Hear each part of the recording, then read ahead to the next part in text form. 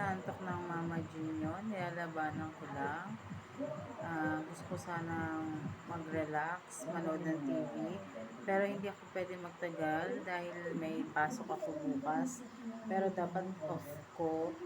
Ito yung kapalit nung na-stranded ako sa may Valenzuela at umuwi ako bandang alauna ng hapon. Ito yung kapalit, kailangan namin mag-duty ng isang araw sa mga wala ng Wednesday. Kaya ayan, kailangan ko nang matulog maya-maya. Nagpapaantok pa ako lalo para makatulog agad. At ang baby Rich Jill ko ay natulog ng maaga dahil hindi daw natulog ng hapon, sabi ng lola niya.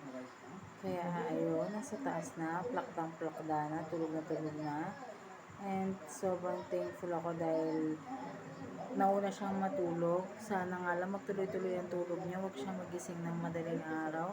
Kasi madalas kapag hindi siya natutulog ng hapon, nagigising siya ng madaling araw. Tapos yun, nangungulit na hindi na tumigil sa kakatalon, sa kaka-alphabet, sa numbers, kung ano na pinagsasabi, ganun yung batang yun.